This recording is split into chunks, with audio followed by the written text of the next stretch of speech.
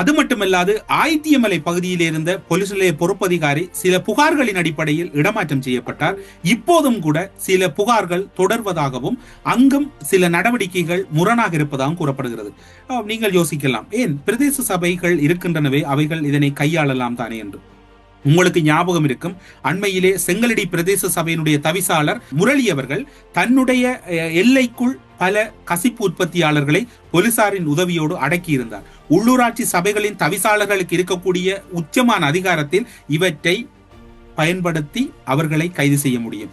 ஆனால் இன்று தமிழ் தேசியம் பேசுகின்ற கட்சிகள் நாங்கள் உள்ளூராட்சி சபைகளை கைப்பற்றி விட்டோம் என்று கூறிவிட்டு, அல்லது நாங்கள் கிழக்கை காப்பாற்ற வந்தோம் என்று கூறிய கட்சிகள் உள்ளூராட்சி சபையை கைப்பற்றி விட்டோம் என்று கூறிவிட்டு கசிப்பு உற்பத்தியாளர்களை கைது செய்வதிலோ சட்ட நடவடிக்கை எடுப்பதிலோ பின்னடிப்பதாக கூறப்படுகிறது. காரணம் என்னவென்று சொன்னால், இந்த குறிப்பிட்ட கட்சிகளின் தேர்தல் செலவுக்கு கூட கசிப்பு உற்பத்தியாளர்கள் முதலீடு செய்வதாக கூறப்படுகிறது. முதலீடு செய்பவர்களிடம் எப்படி கேள்வி எழுப்புகிறது என்கின்ற ஒரு வினா இருப்பதனால் அவர்கள் இந்த இடத்திலே கடந்து செல்கிறார்கள். இந்த விடயத்தில் செங்கலடி பிரதேச சபையினுடைய தவிசாளர் முரளி அவர்கள் அந்த பகுதி மக்களால் கொண்டாடப்படுகிறார். அது அங்கிருக்கக்கூடிய சூழ்நிலையாக இருக்கின்றது.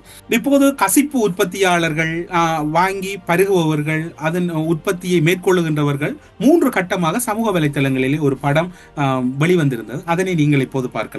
மது அருந்துபவர்களுடைய வீடும், கசிப்பு விற்பவர்களின் வீடும், கசிப்பு உற்பத்தியாளர்களின் வீடும் எப்படி இருக்கிறது என்று இது ஒரு கற்பனை படமாக இருக்கின்றது. அதனையும் நீங்கள் பார்க்கலாம்.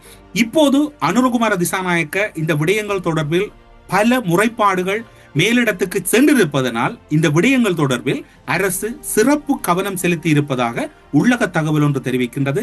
மட்டக்களப்பு மாவட்டத்தில் இருக்கக்கூடிய போலீஸ் நிலைய பொறுப்பதிகாரிகள் அவர்களோடு தொடர்பாக இருக்கக்கூடிய அந்த பகுதி மக்களினுடைய ஒரு சிலருடைய தகவல்கள் திரட்டப்பட்டு சில முக்கிய தகவல்களை சேகரிப்பதாக கூறப்படுகிறது.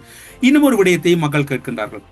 மட்டக்களப்பு மாவட்டத்திலே நாங்கள் என்பிபிக்கு ஒரு ஆசனம் கொடுத்திருந்தோம். என்பிபியின் மட்டக்களப்பு மாவட்ட நாடாளுமன்ற உறுப்பினர் பிரபு அவர்களிடம் கேட்போம். நீங்கள் அரச கட்சியினுடைய நாடாளுமன்ற உறுப்பினராக இருக்கின்றீர்கள், உங்களுக்கு இதில் கூறப்பட்ட எந்த ஒரு குற்றச்சாட்டுகளும் தெரியாதா?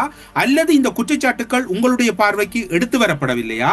அல்லது இந்த எடுத்து வரப்பட்ட குற்றச்சாட்டுகள் தொடர்பில் எதிர்வினையாற்றினால் வருகின்ற தேர்தலில் என்பிபி தோல்வி அடைந்து விடும் அல்லது உங்களுடைய செல்வாக்கு இறங்கிவிடும் என்று அச்சப்படுகிறீர்களா என்று மக்கள் கேட்கிறார்கள். நீங்கள் கேட்கலாம், தமிழ் அரசு கட்சியின் சார்பில் 3 இருக்கிறார்கள் என்று.